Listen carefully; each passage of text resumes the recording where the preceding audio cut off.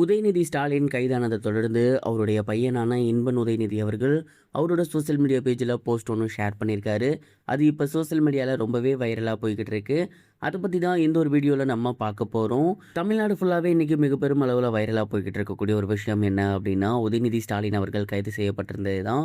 சமீபத்தில் நடைபெற்றிருந்த திமுக கூட்டத்தில் தளபதி விஜய் அவர்களை பற்றியும் திரிஷா அவர்களை பற்றியும் அவதூறான வார்த்தைகளை அவர் பேசியிருந்தார்.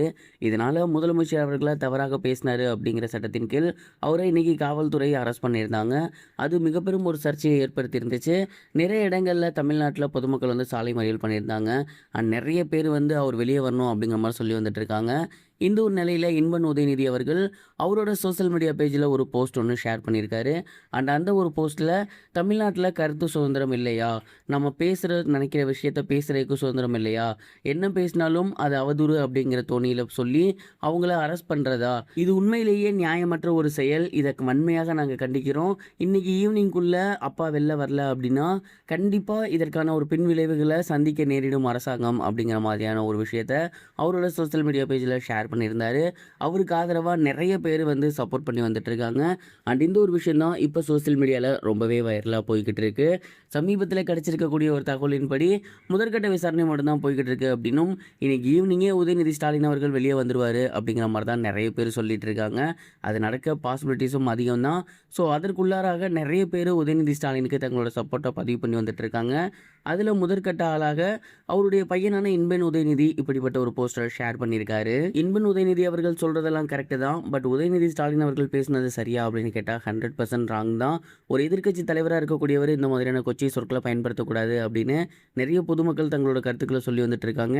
நீங்கள் இந்த ஒரு விஷயத்தை பற்றி நினைக்கிறீங்க? உங்களோட தாட் என்ன? மறக்காமல் கமெண்ட் பாக்ஸில் ஷேர் பண்ணுங்கள். இது ஒரு புறம் இருக்க, விஜய் சேதுபதி அவர்கள் சமீபத்தில் அவருடைய படங்கள் ஏன் வரிசையாக ரிலீஸ் ஆகுது அப்படிங்கிறது குறித்து ரொம்பவே இன்ட்ரெஸ்டிங்காக ஒரு சில விஷயங்களை சொல்லியிருந்தாரு. அதில் ஃபஸ்ட்டு விஷயமா அவர் என்ன சொல்லியிருந்தாரு அப்படின்னா, பொதுவாக என்னோட ஒரு படத்துக்கும் இன்னொரு படத்துக்கும் கேப் இருக்கணும் அப்படிங்கிறத நான் எப்போதுமே நினைப்பேன். ஏன்னா அப்போ தான் ஒரு கதாபாத்திரத்திற்கும் இன்னொரு கதாபாத்திரத்துக்கும் உள்ள இயல்பை மக்கள் புரிஞ்சுப்பாங்க அப்படின்னு நான் எப்போதுமே நினைப்பேன். ஆனால் என்னுடைய படங்கள் வரிசையாக ரிலீஸ் ஆகுது. இதற்கு உண்மையிலுமே நான் காரணம் கிடையாது. சொல்லப்போனால் ட்ரெயின் படத்தை நான் 1.5 வருஷத்துக்கு முன்னாடியே முடிச்சிட்டேன். பட் இப்போ வரைக்கும் அந்த படம் ரிலீஸ் ஆகாமல் இருக்குது. ஸ்லம்டாக் 33யுமே நான் வந்து முடிச்சிட்டேன். அதுவுமே பார்த்திங்கன்னா ரிலீஸ்க்கு ரெடியாக இருக்குது. பட் இப்போ வரைக்கும் நான் ரிலீஸ் ஆகலை. அடுத்து 2 படம் முடிச்சிட்டேன். 2க்கும் டப்பிங்கும் முடிச்சிட்டேன். ஸோ இந்த மாதிரி நான் பண்ணக்கூடிய படங்கள் ப்ராப்பரான டைமில் ரிலீஸ் ஆகாமல் இருக்குது. அதனால தான் அடுத்து அதுக்கு ரிலீஸ் சான்ஸ் கிடைக்கிறப்ப வரிசையாக என்னோடய படங்கள் வர மாதிரி உங்களுக்கு தோணுது. மற்றபடி எனக்கு எப்போதுமே என்னோடய ஒரு படத்துக்கும் இன்னொரு படத்துக்கும் கேப் இருக்கணும் அப்படிங்கிற தாட் இருந்துக்கிட்டே தான் இருக்குது. அடுத்தடுத்த படங்களில் அதை சரி செய்ய முயற்சி செய்கிறேன் அப்படிங்கிற மாதிரி விஜய் சேதுபதி சொல்லியிருந்தாரு. இந்த ஒரு விஷயம் இப்போ சோசியல் மீடியாவில் வைரலாக போய்கிட்டு இருக்கு.